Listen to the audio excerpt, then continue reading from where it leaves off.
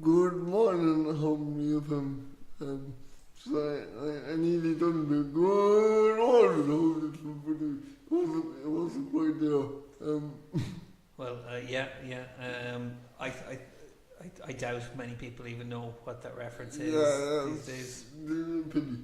Um, Well, the old generation will know. that's true. My generation. Fiona, good morning, Fiona. Okay, so we apologise for our late start, and obviously the building noises in the background. We hope you like our new look, our new streamlined black. Yeah, it's nice. It's lovely. I like the top of it and the end of it. It's very cinematic. Yeah, I think when you look at it and someone or two people talking, it does make a difference. You can hone in more something about the festival, so you can just hone in. I think anyway. Here we go. Sorry, go on away. I was just going to do more pleasantries. What? How are you? Good. Sorry, I tend to kind of talk over people in restaurants, so if I'm excited when I'm angry, so forgive me for that. I got some news. Well, we all got some news. The Irish president is coming to Castle Collin. Catherine Connolly. Yes. Is coming to Castle Connell. I don't. That rolls off the tongue, doesn't it? Yeah, I Catherine did. Connolly comes to Castle Connell. I don't really care much though. It doesn't make me say, wow. To be honest, not to this a government, but I don't know what the role is of a president anyway, because, as we be honest, the president can only sign off on policies, particular policies and laws. All policies, all laws. All policies. Yeah. But That's a pretty big deal. what I'm not sure of, and this will answer my question, is can we change or can we deny some influence? Yes. Yes. Yeah, but it would be a very big deal if she did. And she would have to have very strong, like, legal and constitutional reasons for doing it. So yeah, I'm not sure if that's ever happened. Let's hit the internet. So why would we need to have some political law, whatever you said? I'm sorry, I'm not a big politician. I don't know either. I presume it's still just a kind of checks and balance thing, you know. And you know, before a law gets vetoed, I'm sure there's all sorts of backroom conversations about, you know, how to fix things before it ever comes to that, you know. An Irish president has never vetoed a law. Oh, they do not possess a formal veto law. They can prevent a bill by coming... Okay. An Irish president can prevent a bill from becoming law by challenging its constitutionality in the Supreme Court or by calling for a national vote. Okay, so they need to go to a Supreme Court. Or back to the people. Yeah, Yeah. or else to change the policy or the law. Exactly. So if the Supreme Court rules that a bill is unconstitutional, the president cannot sign it. Or it can be referenced to the people. They can refuse to sign a bill until it has been put to a referendum, but this has never been used. Yeah, that's what I was going to say.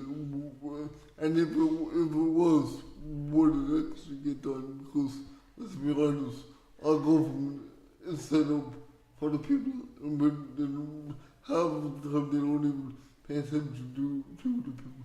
I feel. And so, if this ever happened, would it actually come to this? Well, that's what you need to ask yourself. Well, I mean, whatever your feelings about how the government functions, it can't do things that are against its own laws. You know what I mean?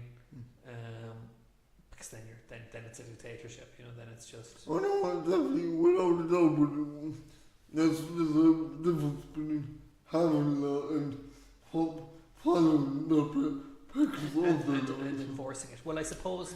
It's like, So okay, let's imagine this, and we are not experts. oh We're just, God. for the sake of conversation, a law comes up that the president finds problematic, refers it to the Supreme Court, and the Supreme Court find it unconstitutional, therefore, and directs the president not to sign it. It's not a law until he signs it. So I don't know I don't know how a government, if the government then just started doing that stuff anyway, whatever the law was, it would be illegal, and it would be, you'd basically ensure that you didn't get elected next time. Whatever sanctions were going to be put in place, you would be declaring yourself to be authoritarian and and what's the word, anti-democratic. Okay. And you'd be declaring that as clearly as possible, and whatever other mechanisms might be in terms of enforcing that law, enforcing that breach of law. I don't think anyone would vote for you again after that. Like, I think if you were shown that kind of disregard, why would you ever get someone to vote again? Right, but it is to be done. I don't know if you noticed, we ratified the CRPD, the Convention on Rights of Persons with Disabilities. Yep. It's not good to say. But a lot of human rights issues or policies in the are still a big issue nowadays. I mean, is the basic thrust of the CRPD, sorry. Is the basic thrust of that just that human rights are universal? Yeah, and also that all public bodies and representatives of the state should have some knowledge of the COPD. Yeah. Right. Now, as I discussed before with my fight with the council, knew nothing about the COPD. Looked at me like I had two heads when I mentioned it. So clearly, that isn't actually being excellent, that particular procedure and the particular policy. So, if this is if the COPD is not a human rights concept, and that isn't being followed. Okay. So, maybe I'm wrong, please correct me if I'm wrong, but so I really thought human rights were meant to be law. So, I think this is where we might end up getting mixed up, because the relationship between rights and law might actually be quite complex. How do you enshrine every human right in some kind of law? Like that might be seen as restrictive. You know what I mean? Like that. But okay. So the question isn't that. Okay. So here we go. I'm using there's a thing called the Inclusive Leadership Program, which the purpose of which is to integrate CRPD into the public sector equality and human rights duties. So like it's there, there's a general agreement that the CRPD should be enacted and should be integrated into our bureaucracy, but the question is, how do you do that? What's the mechanism by which that happens? Not even how do you enforce it when people don't do it, but like you're saying, people don't even know about it yet. So that's a whole process that has to be gone through. But then it needs to be kind of formalized. So there need to be rules around it that apply to all workplaces and all. So that's a complicated job. It should be simple, but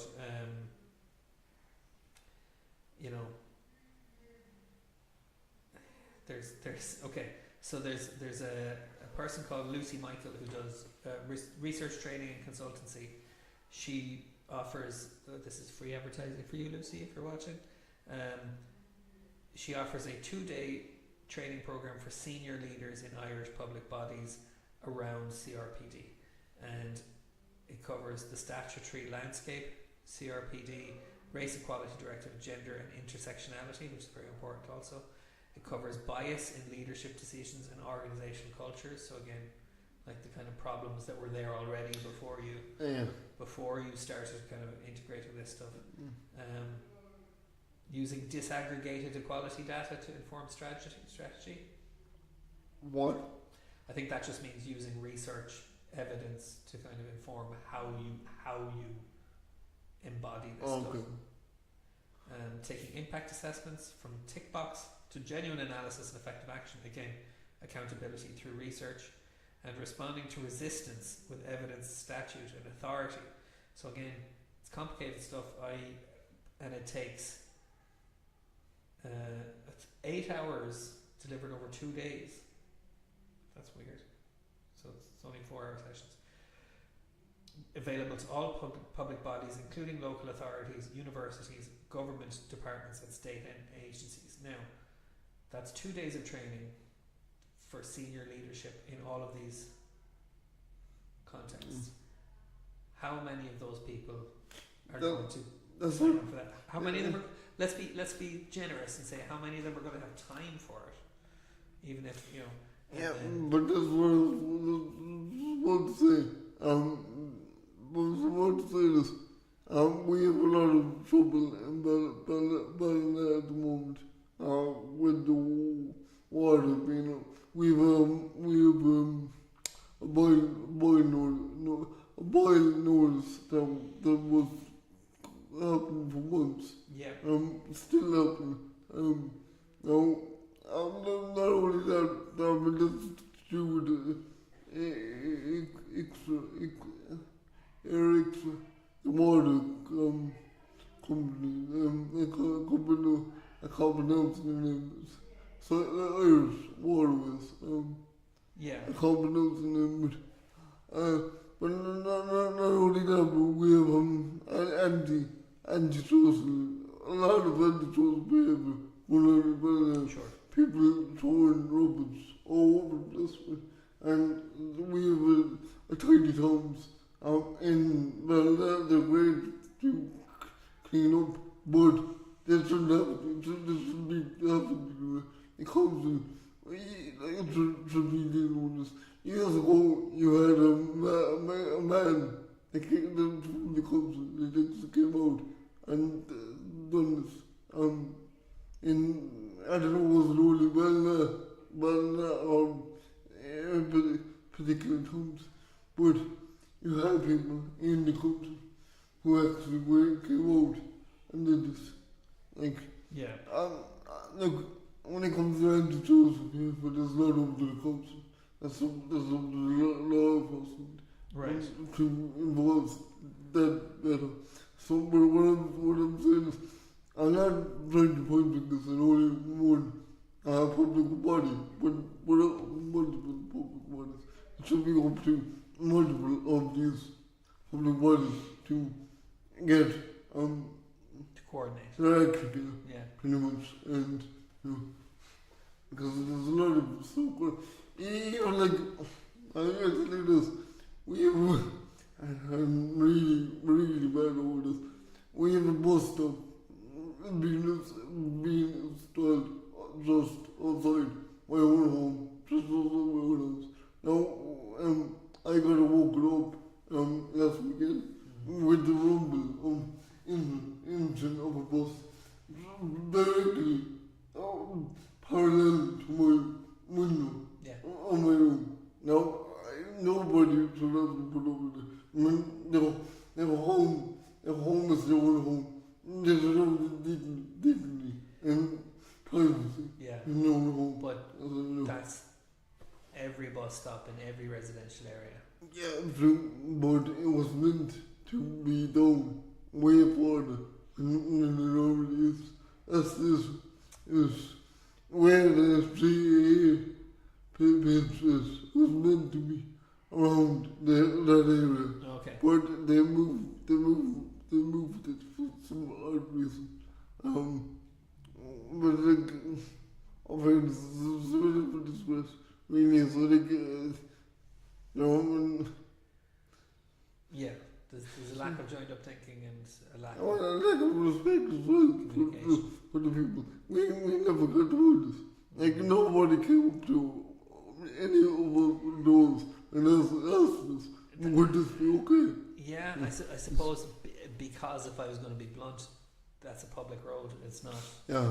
You know, that's that's why there's so many barneys over parking and stuff like that. Is because you're not entitled. The space in front of your house does not belong to you. You know, from the footpath to the road. True. So, but yes, I hear what you're saying. Like it's there was a lack of transparency about how it was all done. You might get used to the bus. We have a With me, sorry. yes, I'm sorry. You won't, yeah. With me, when I wake up, I'm up. Yeah. I cannot get back to sleep. Yeah. So it's, yeah, I was going to flip. There are some good earplugs you can get, but that's a recommendation. like I've read to live in your home, but you never get a earbud. Yeah, You but do again, prefer- that's urban living in some ways. I mean, like I live near the local swimming pool, which has bottle banks, Oh, Jesus. which get emptied every Saturday morning. So there's a truck that comes and just lifts up the container with all the bottles, and there's some switch that hits to drop all the bottles into the back of the truck, and so for half an hour you're hearing glass smash. That's just where we live, you know. I'd still rather live. Yeah, but we never had this. This is brand new. Again, like I said, it wasn't even meant to be there in the first place. It was meant to be down way further. So, Well, that's the question. The question then is, why? did someone in the GAA object to the Muslim. bus stop being where? I mean, why aren't there people who'd be delighted to be able to get a bus directly to the Yeah, GAA? exactly. And yeah. So I really don't. And I contacted my local representative, and that was Sunday. No, sorry, Friday. Yeah, Friday. And I called him back. That's what this, and this is Tuesday. So I called him back. So I would tell you how much our representatives care about the people in my village. Yeah, I always feel like I'm playing devil's advocate, but I sound like I'm just defending bureaucrats. But you know, stuff it can take a long time for something to get into someone's inbox and to their eyes. I know this is Facebook. Well, yeah, So, they would say Facebook is not the place for those kind of contacts. Do you know what I mean? Because that's their advertising. They're not even. A lot of the time, the politicians themselves aren't running those pages. You know, they have someone in their office doing it. But that doesn't take away from your frustration. I mean, what if I was much worse? Like, what if my disability was much worse? Or what then? Or, you know, I'd hope that some. Well, I mean, I'd hope that some kind of resolution could be reached. You know, because they're. I don't know, because like you know what I've been through when it comes to before, and when I know TDs. So like when I have to ask, so would it be the same when I just get the same ghosting as I did before? And if that's yes, then that's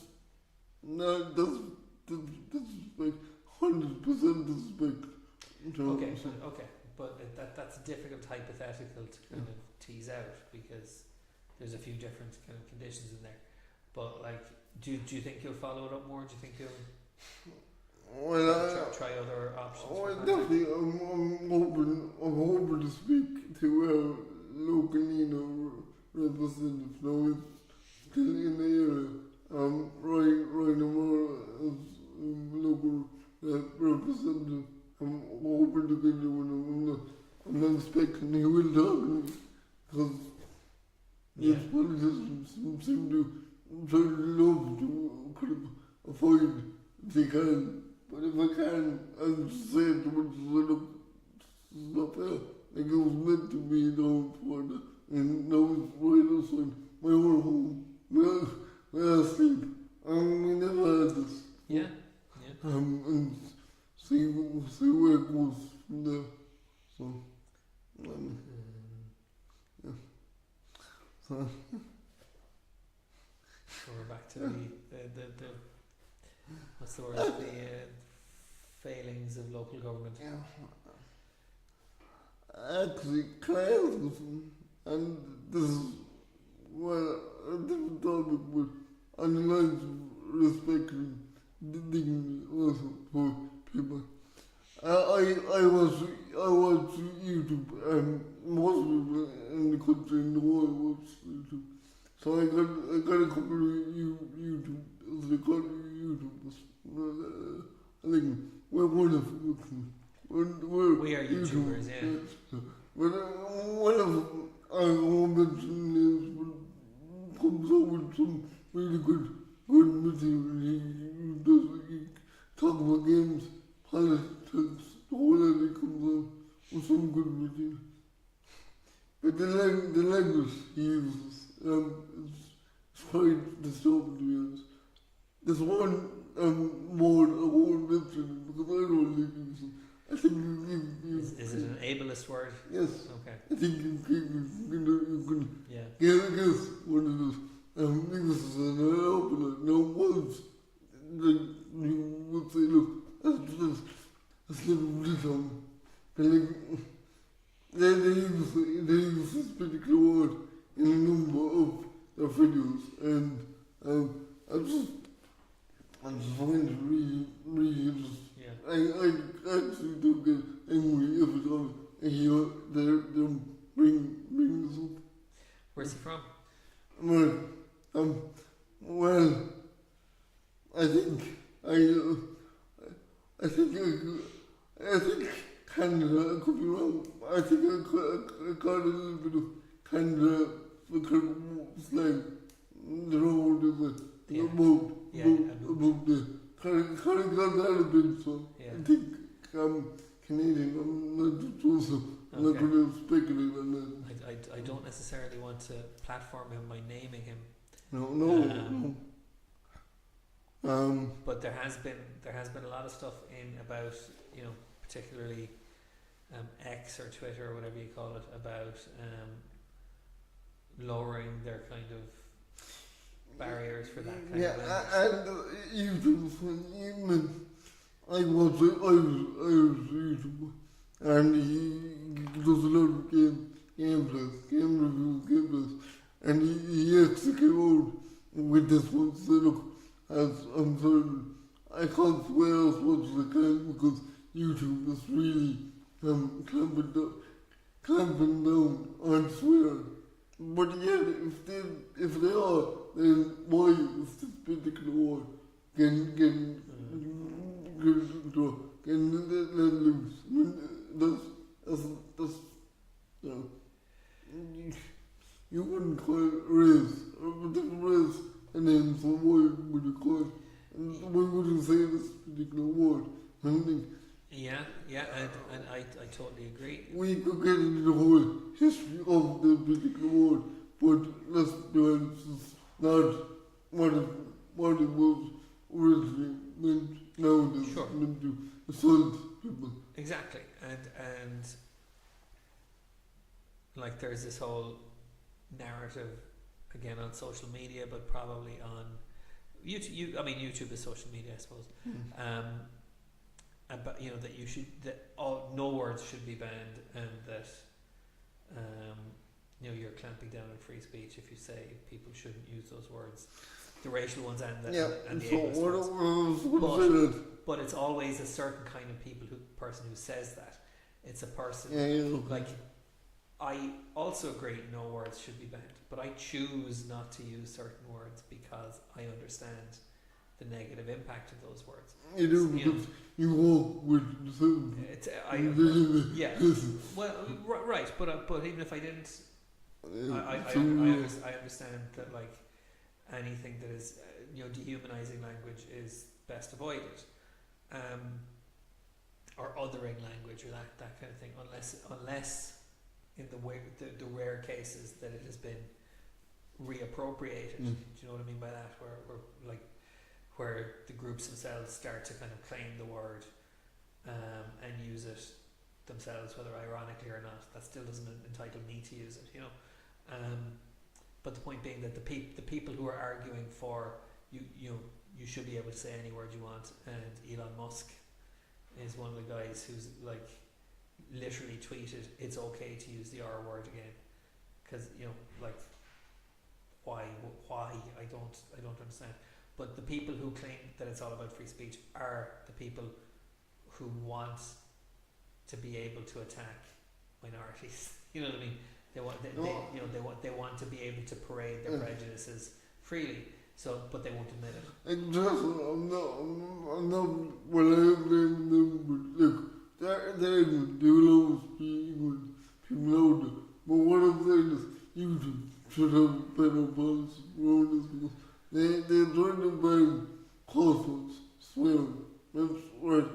I know, policy, one or two else applies. It's fine if you use it. It depends how you use it. Yeah. Right? So if you let it talk and it comes if once, then there. Right. But there is a linguistic difference between profanity and hate speech. I don't necessarily agree with that difference, but linguistically there is a difference between and some words are euphemisms and some words are direct slurs and things like that. Like you could draw a line anywhere, and some people would feel you've gone too far, and some people would feel you've not gone far enough. I'm more of the idea that like personal responsibility is key, and the people who are trying to push those boundaries are absolutely doing it for the wrong reasons, and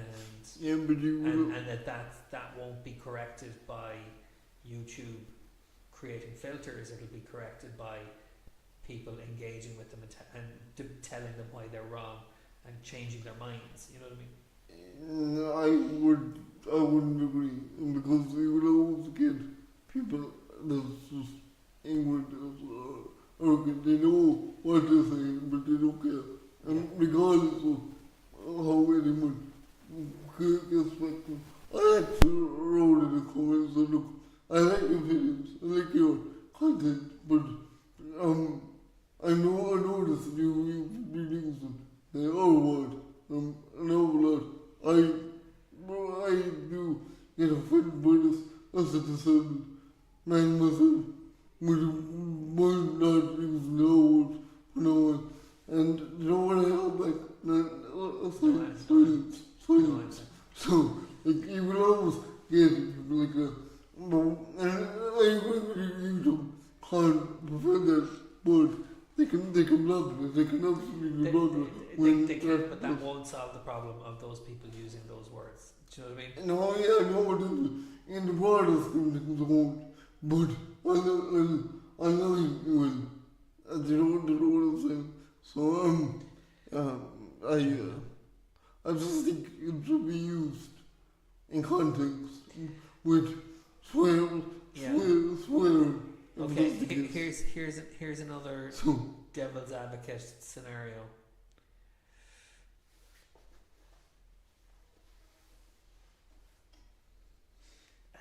You see, okay, I'm getting hung up on the idea that there's what you do or don't want to hear, and what they do or don't want to say, and how you reconcile those. And like I said, I don't think those words should ever be used. I think people should, if anyone had any human empathy or respect or compassion, they would understand how hurtful those words were. And I'm sure they do some pretty bad faith arguments about the words they don't like, you know.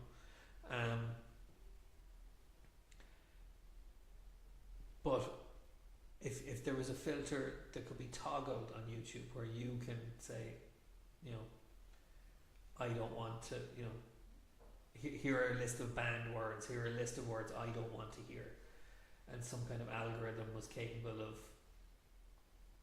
putting, you know, bleeping them, you know, like, okay, here's what I'm imagining. I'm imagining you go on YouTube and you have language settings. You could set any number of banned words you want, any words you definitely don't want to hear. And so YouTube operates then at a delay, so say a 5-second delay. And some algorithm then, whenever it hears a word, bleeps it before it gets to you. Yeah, so I get it, but it's not just about hearing the word. This is what I mean. This is what I mean. It's about them knowing they shouldn't say it. Do you know what I mean? So so you think that it should just be red flags and banning? Because maybe not banning, but definitely red flags. But what do they call them? Penalties on the code. Because that's already getting done. If you swear, which, by the way, this person does. Yeah. Which means he doesn't. I've never seen anything about swearing on YouTube being restricted. The YouTube I watched that I was in the moment, he did say something about not being able to. No, maybe that's swear on like constantly, like heavy, like that. If there's something, so that confuses me, but maybe you can, when you're making YouTube videos, you can set them to be for kids or not for kids. So maybe. But what I call it, I mean, right, so you can't call race a particular word. So what's the difference between that and this? There is, yeah, you're right. You're right. Nobody's arguing that. Do you know what I mean? Like I think, well, yeah, I'd wonder how anyone would defend it. I can't imagine how anyone. I've never heard I'm not saying legit. There is no defense that could be legitimate, but I've never heard anyone even try. I think it is discriminatory in the sense that it's the last safe taboo word. It's the taboo word you don't get in trouble for, but it's still taboo. But you're right. People should get into trouble for it. And if again, the other option then is, I mean, the only thing YouTubers understand is subscriptions and likes.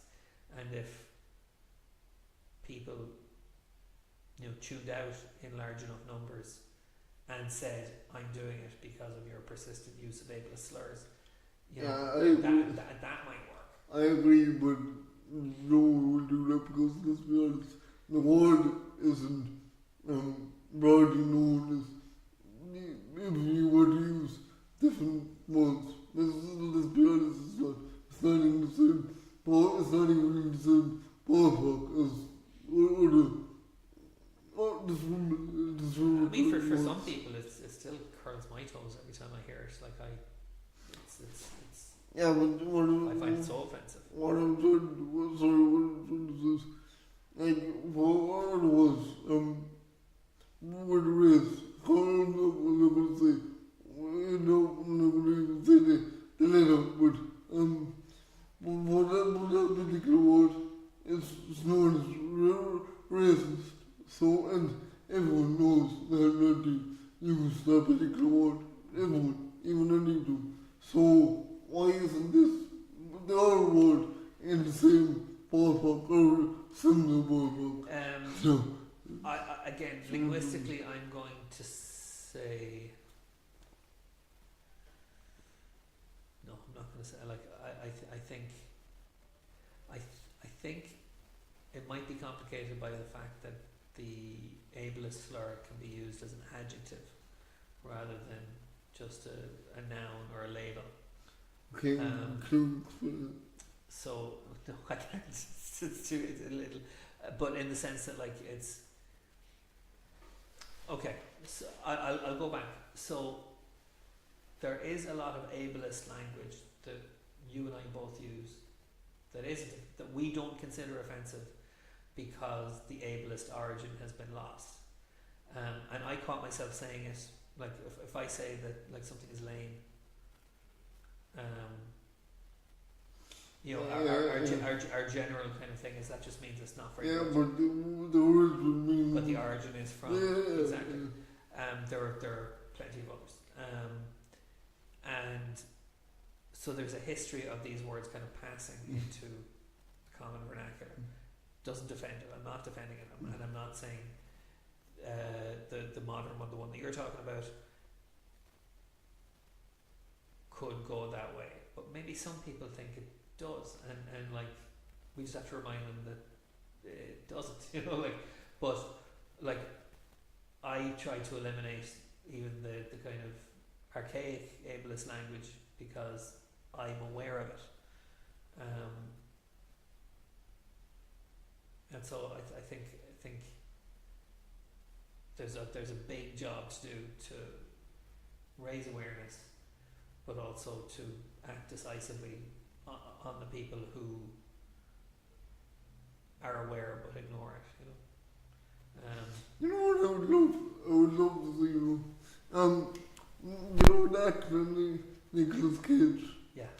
He done a series, really 12 series on Cosmos, where they were originated from. I would love to see that come back like another series, and I add particular words like this in, and say, okay, this is where it originated from, and this is how it became known today. Yeah. Yeah. That would be class. Yeah. That would be cool. Yeah. Really would. So. And like I said, like the only reason I have any sense of this, the history of this stuff, is because it was taught to me in my psychology lectures when I was doing psychology 25 years ago. Because certain ableist slurs began as actual medical conditions. But the point is that doesn't matter. The point is they were taken and turned into insults. So whatever words are still insults shouldn't be, because it's hate. It's Yeah, well, when you said to us that you got gone to the college, it just rang a bell. Do they actually teach this in schools at like primary level? Do they not like go over particular words and their meanings and where the words are from and how they became known as today and how they're not right? That's a real double-edged sword, because like my daughter's 10. There are words that she doesn't know because she never came across them, because most of her friends have parents like me who don't teach them those words, and so she comes across a term that we tried not to teach her, and we'd have to explain where it came from. I think the difficulty is if you try to explain where these words came from, you actually end up teaching them new words and new ways. Yeah, no, I get it, but it all could have come among these words. But it's better to have that happen organically than to teach them explicitly and not be entirely sure that the message got across. But I don't. I'm only saying it's a difficult thing, because like I said, a lot of kids are growing up without this terminology quite organically. So maybe that's better left alone. That's these these attitudes and this language will fade away eventually. I hope it will, because every time I hear stuff like this, it boils my blood. It really does. Yeah, It boils my blood. yeah, So yeah, for sure. I do think it's a down to a level of respect for other people as well. A level of respect, not even understanding, even if you don't understand what about this. I'm sorry, I'm closing my but like, even if you don't understand any of this, it comes down to respect for people, other people. Yeah. I genuinely believe, not that this matters a whole lot, that there are people who use that word who do not connect it to intellectual disability or developmental disability at all. It's just a word that they use because they picked it up somewhere, but they don't, they're not directly comparing someone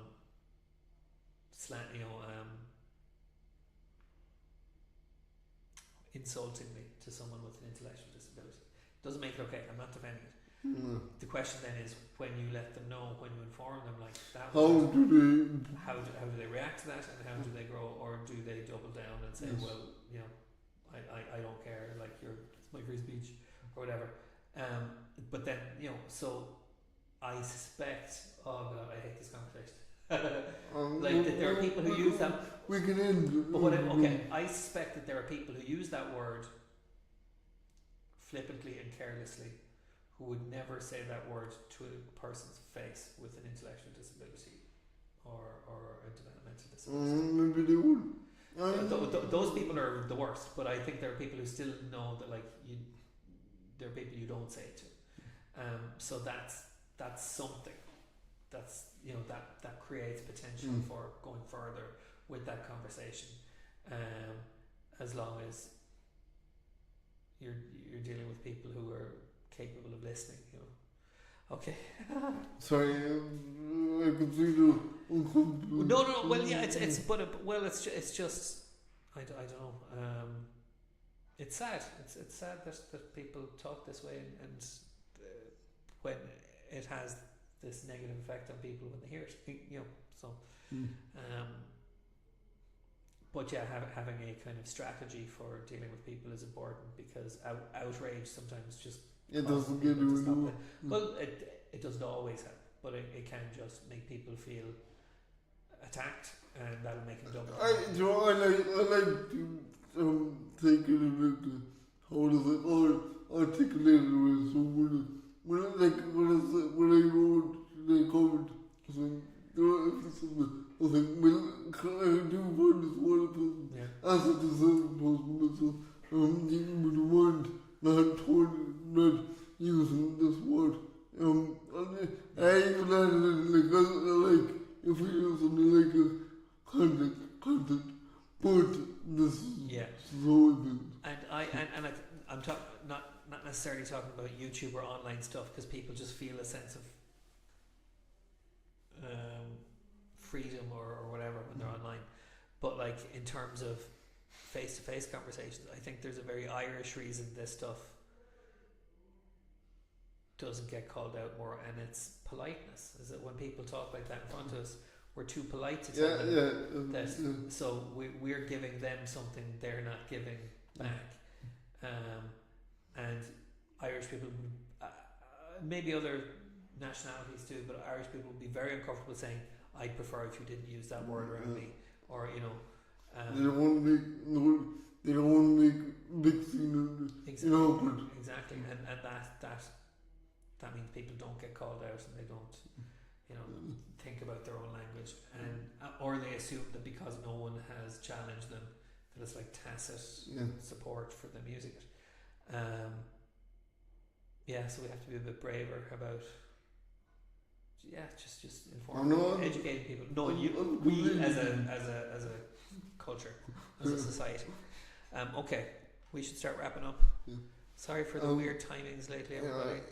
I think that was my fault. No, it was definitely me. I ran over on something previous. We'll see you back next week. I don't know. No, you won't, because I'm away next. Well, if you think you can run a show, I'll try to give it a go. Okay. Sorry, what I meant was, might see you next week. There we go. Cliffhanger. Thanks. Okay, and if not, definitely.